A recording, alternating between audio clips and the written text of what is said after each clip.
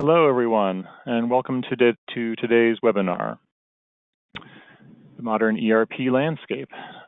Our presenters today are Steve Ronan and David Rosenbaum, principals here at Citrin Cooperman.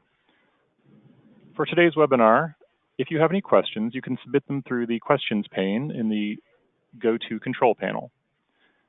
At the conclusion of the webinar, the slides and the recording will be sent out to all attendees. So I'd now like to pass it to Steve Ronan to begin today's webinar. Thank you, Stephen. Good afternoon, everybody, and thank you for joining today's Strategy and Business Transformation webinar. This is part of our monthly series on topics specific to how businesses can improve their strategies and how they execute on them. So today's topic, we're going to be looking at what modern ERP really means. This is an area that's changed a lot in recent years, and Dave and I are going to be going through what some of the new attributes of ERP are, how it can drive value for a business, and really from an approach standpoint, how businesses should look at how they select, implement, improve, and get the most value out of their ERP systems.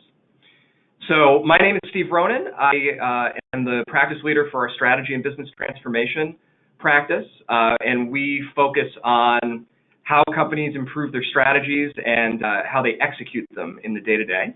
And I'm Dave Rosenbaum, practice leader of Citrin Cooperman's Technology and Risk Advisory and Consulting practice. We work very closely with Steve in the transformational area, looking at how to select, implement, and support technology to meet organization and client needs. So to get through all this in a half an hour, we're going to move a little quickly. Please submit questions as they come up. Some of those questions we might answer as we go. Some of them we'll hold to the end. But we'll make sure that we leave some time at the end to address any topics that you'd like to raise. To put this in context, I'd like to give you a little bit of an overview of what our practice does. So it's really structured around how businesses come up with the ideas for where they want to go and what they want to be, putting together the strategic plans, the aspirational plans, and value targets for those ideas, and then developing the strategies that they will use to actually execute them day to day.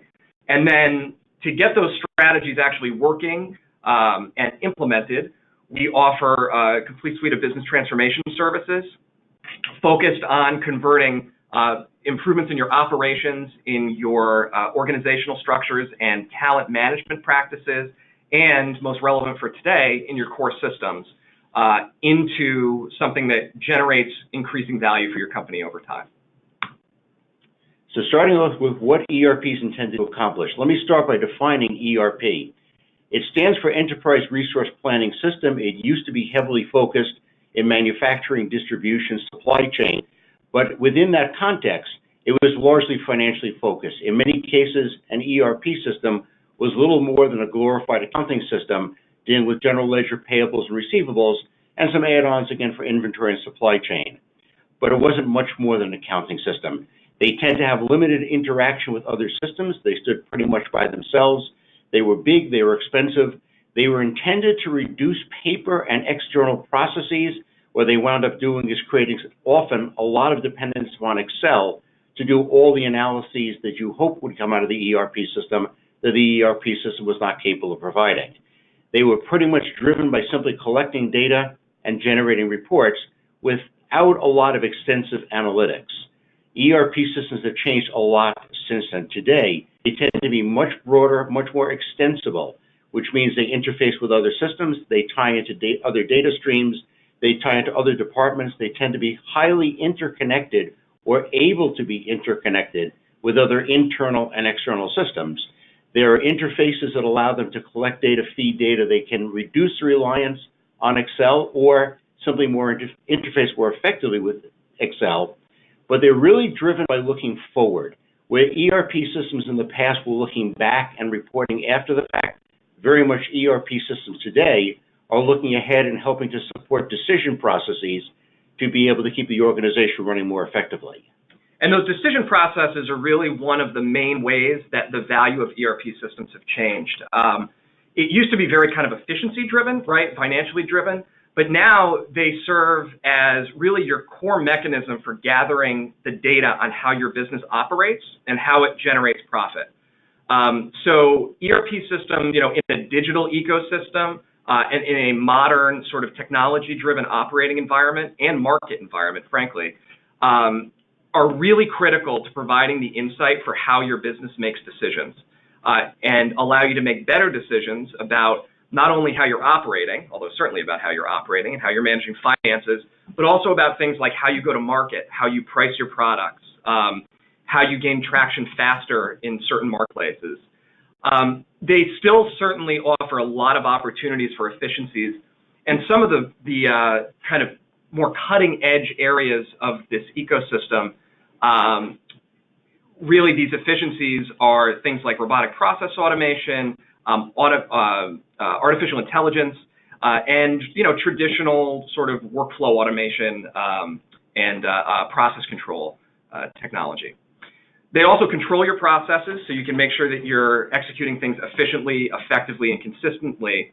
And one of the big changes is now it can drive a lot of agility for a business. It's no longer do you really have to lock yourself into a single way of doing business in a single model. When done correctly, modern ERP and all of the associated components of it actually makes it much easier for you to transform your business model over time and efficiently evolve your operations to support those business models. So, you think of, for example, the technology sector, it used to be, I would sell a piece of technology once or a piece of software once and collect a big dollar value off of it. That business model has fundamentally changed, where it's moved from one-time revenue model to a subscription revenue model. That, in older legacy tech, that's very hard to make those changes to move from a one-time sale to a subscription sale. But now with the way that these systems work, it's much easier to make the change from saying, we're going to fundamentally change the way that we generate revenue as a business. Now, there are different types of value for different size companies. We're going to talk about that in a few minutes. And there's also different ways that it drives value for different industries, which we'll also touch on. So all of these different types of industries, like professional services, which might include, accounting firms, consulting firms, architects, marketing agencies, are going to derive value differently from their ERP system, where their businesses are mostly, are heavily hours and billing based, than discrete manufacturing or distribution companies, healthcare, like we'll talk about a little bit. So you really have to understand how your business itself generates value in order to make the right decisions around what your ERP system or set of systems needs to do to drive that value. So ERP systems have certainly changed and evolved, and one of the points I'll make now and come back to again later is what we're describing as the older systems versus modern systems is not so much a judgmental statement as it is an evolutionary statement and applying different value in different industries, different company sizes, different professions. Looking at the older ERP systems used to be monolithic. They were big systems. They were dreadful implementations. Everybody were painful. They hated planning around an ERP system. As a result, ERP systems were selected and implemented generally once every few years. Companies would wind up staying with the system far beyond its useful life, far beyond the time when the company's needs had changed. But because of the undertaking, the capital expenditure required to replace the system, these systems tended to last for a very long time. Because they were selected very infrequently, it was critical with an older ERP system to fully understand the needs of that system and the organizational structure and requirements before making the selection. Because you would be making decisions now that would have to live with the company for the next 3, 5, 7 years. Even though your industry, your market segment, your company, your culture might be changing, you were pretty much locked into what was going on. The capabilities of the system were largely fixed in stone, or you might be able to build upon them. It was generally by tacking things onto the external aspects and perimeters of the system. That's where the Excel spreadsheets would frequently come into play to fill in capability that the core system didn't provide, but you were pretty much locked into the static capability that was decided and lived with for a long time. the concept of that has changed a bit. So, you used to hear a lot of, we'll put in SAP, that we're going to be an SAP shop and we'll have an SAP system. The concept now is to build an ecosystem of tools that are well integrated, that at their core sits some sort of ERP platform. So you're using your ERP system to do, the 80% of processes that you need to do reasonably well. And then anything at the edges of your business that system happens to do very well, you'll use it for, but you'll fill in the gaps in functionality with either third-party tools or custom tools that work around that ERP platform. And over time, it gives you the opportunity to be much faster at adopting the latest and greatest technology. So, some of the trends that folks have probably heard of out there in the marketplace recently, artificial intelligence, a lot of people are talking about AI. That's not necessarily a core piece of most ERP systems, but there are many AI platforms that will interface with ERP to help you make decisions about your business and to even help automate parts of your business, right? You hear about blockchain, that is a similar concept. Internet of Things, similar concept. You're not necessarily beholden to the customer portals or storefronts that an ERP platform would give you. You can build the one that's going to drive the most sales for your business, right? If you go to a lot of these new direct-to-consumer businesses like Harry Shave Club, they have best-in-breed online storefronts, right? Those storefronts are very specifically architected to drive sales, to make it easy to buy from them. That is their business in a lot of senses.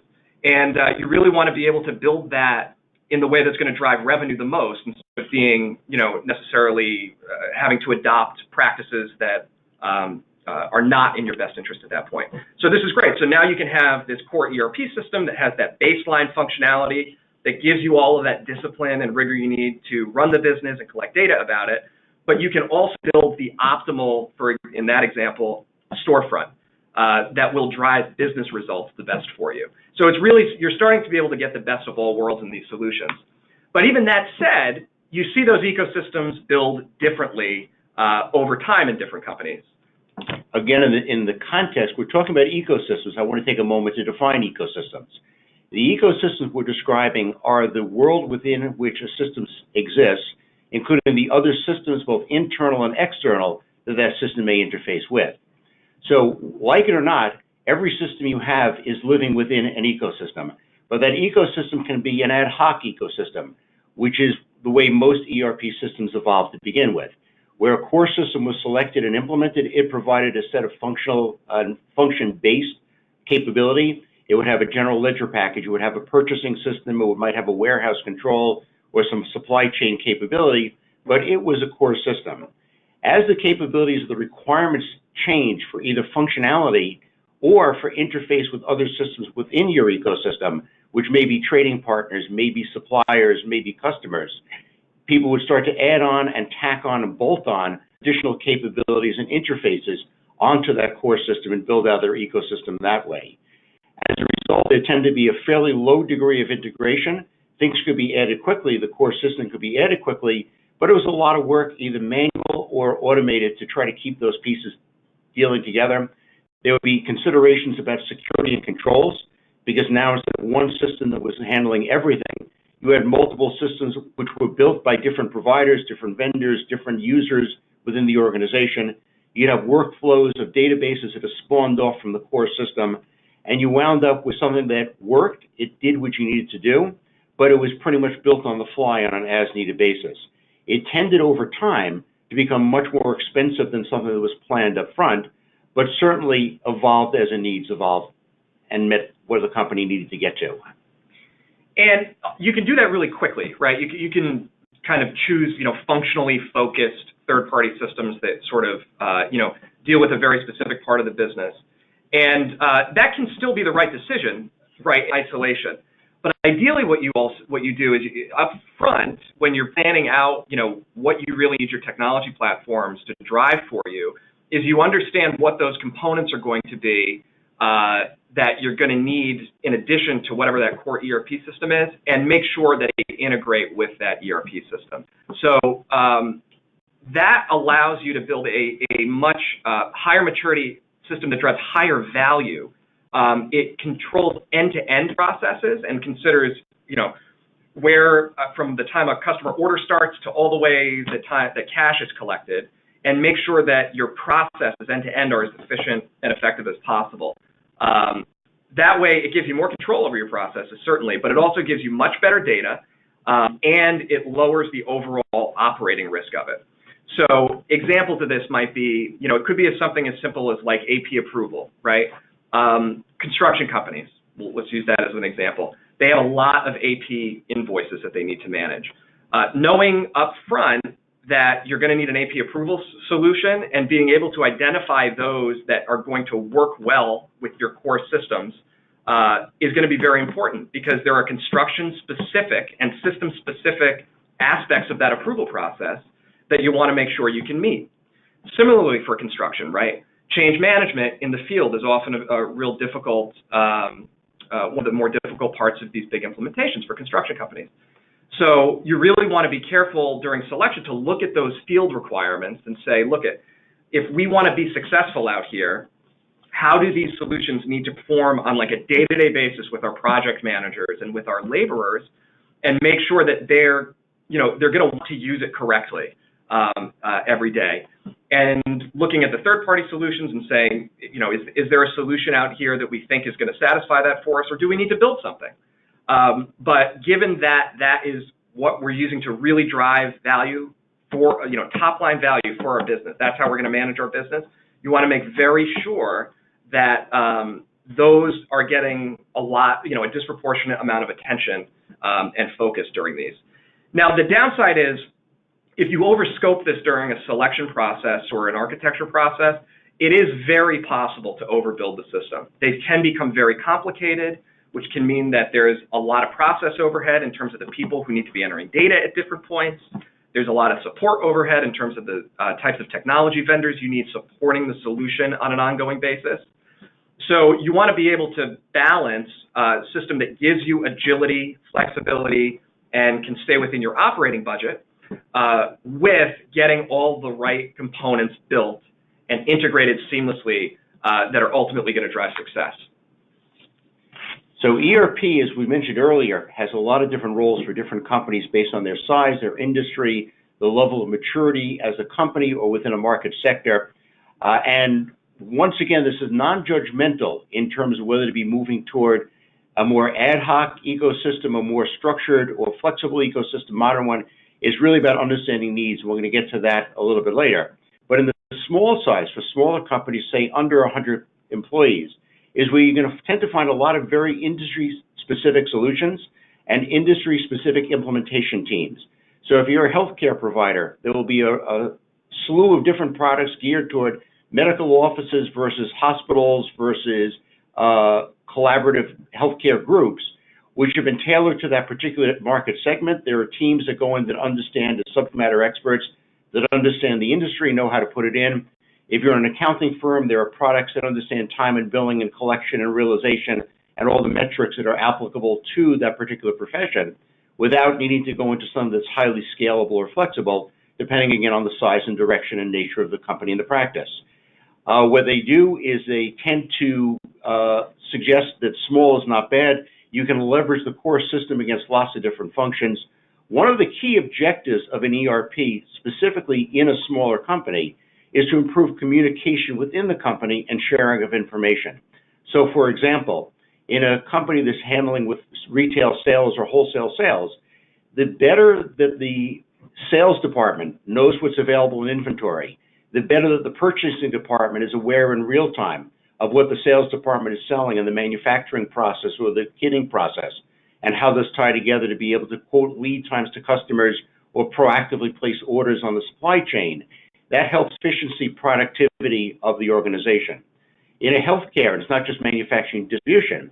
In healthcare, the better that the doctors know about the insurance verification eligibility before they recommend certain procedures and the alternatives for a patient, the better the front desk knows about the doctor's availability, the better they can manage that practice and drive efficient use of the resources and profitability. And when you're moving into now, mid-sized companies, you're certainly looking for your ERP system 100% of the time to increase your efficiency and agility. There's going to be some cost efficiencies for mid-sized companies.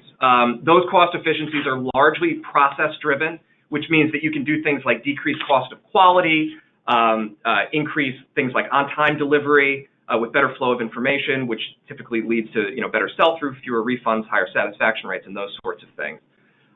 There probably aren't as many meaningful sort of workforce changes that are made here, but you can still really drive quite a bit of process efficiency over time.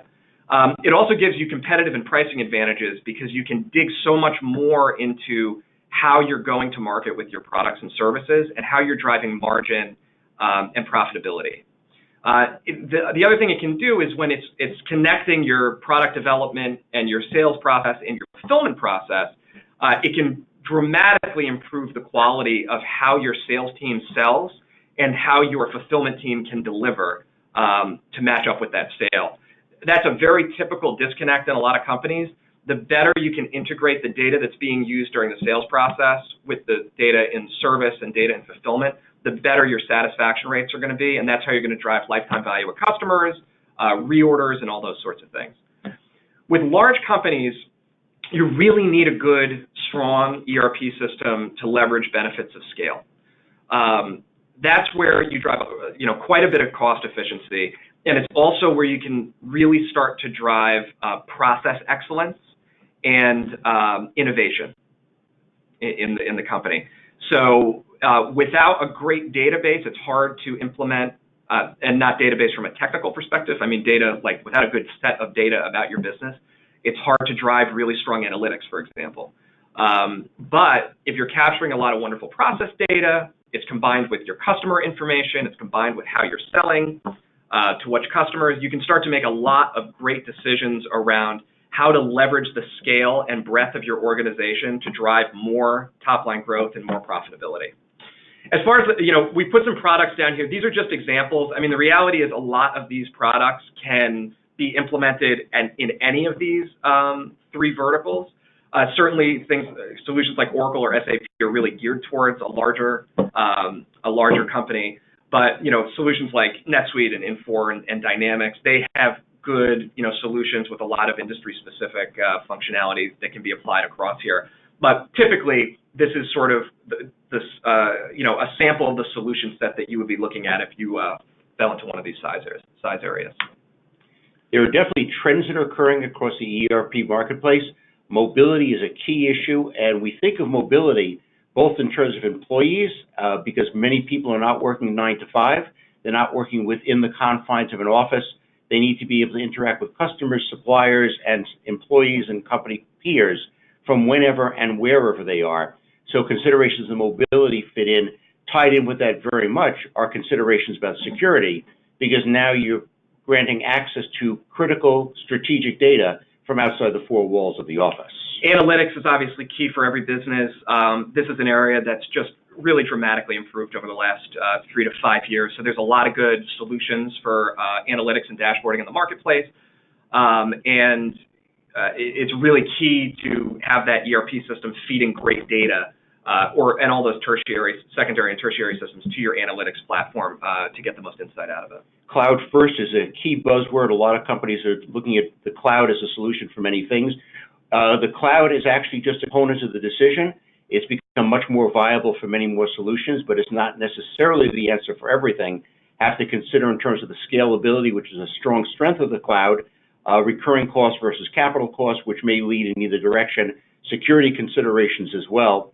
And pretty much as you identify the appropriate ERP solution, if that solution is a cloud only or an on-premise only, that may drive your decision, or you may have flexibility to leverage one way or the other. And then we've talked a lot about ecosystems today, but fundamentally, it's just about understanding what processes need to work reasonably well and sort of meet industry benchmarks, and what are those like 5 to 10% of processes that are really going to make the difference in your business's success, and then being able to smartly develop the ecosystems to focus on those.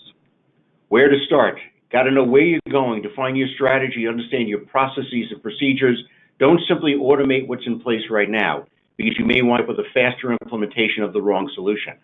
Think in terms of where you are, where you're trying to get to. Don't forget to think about your organizational structure, the skill set of the people that are on your team, who needs to be trained, who can be repositioned, who needs to be hired, who may need to be let go. As it turns out, generally an ERP will not reduce staffing, as was a myth in the past, but it will ideally allow you to accomplish a lot more without increasing staff. Most critically then is as you create this game plan and strategy of where you're going, how you're going to get there, break it into small pieces. Don't try to do everything at once. It's an overwhelming undertaking. It will often set you up for either cost overrides or failure by going for too much at the same time.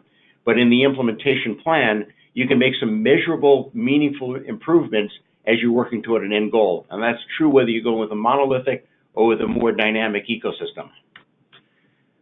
Some keys to success for ERP is, really you want to understand value and perform a formal selection process that prioritizes that value. Having a really deliberate, well-structured selection process, first thing, it frequently saves money on implementation because you're more likely to select the right set of solutions and the right vendors up front, but also it's much more effective at setting you up for long-term success. You're going to have these systems for a long time, and they'll change and evolve, certainly, but you want to make sure that you have the right foundation that you can change and evolve. So really put some effort and focus into the selection process and make sure that you're ending up with the right partners for the long term. Focus on change management. I think for a long time it's been recognized that change management is the reason that the implementations that fail, most of them fail because of change management. So put a lot of effort and focus enough of a implementation budget on teaching your people why they need to change, why it's better for them and for the business, and how to do it. Think about security and risk, always in terms of controls and access, and there's more compliance standards in place today than we've really ever had before, things like HIPAA, PCI, that deal with both customer data, employee data, patient data, what have you. Make sure that all of that, as well as your internal controls, are considered during the implementation and design. And prioritize the user experience. This is one of my favorite topics to talk about because it used to be said that enterprise software, it needs to do something. The people will deal with kind of how to learn to do it. That's not the case anymore. People have much higher expectations for how easy their software is to use. Everybody wants to use Amazon on their iPhone, right? Or Facebook on their iPhone. That's the kind of experience that people expect now. So particularly in areas where you need to be successful at getting people to adapt and to use the system correctly, look at how the systems look and act and feel and make sure that your users are going to have a positive experience. So that's the meat of our presentation. We are more than happy to open this up to questions now. So any questions on the line? Okay, about a good selection process. All right. Conveniently, I preloaded an appendix for that. Outstanding. So what does a good selection process look like? As Dave said before, during the process, you're going to document your strategy and value and understand what you're really going to be driving at. You're going to holistically assess the business. You're going to look at, just like we said earlier, right, your people, your business processes. You'll look at leading practices from the industry and say, some of these make sense for us to adopt and some of them don't, right? But you're going to have a group kind of discussion about that so that the leadership and staff that are going to be living with this solution on an ongoing basis are all bought in to holistically how the organization needs to change. That's also how you use ERP to drive real transformation in the business. It can be a very powerful tool to drive all sorts of changes. Separating your base requirements and your value add requirements. I like to move a lot of the design process sort of to the selection stage because it helps you make much better decisions and get much better demos from the potential software vendors and implementers. And then, of course, having a good disciplined implementation process. We very much drive that selection process by the assumption up front that everything is possible and everything is free. Deal with the reality of both of those later.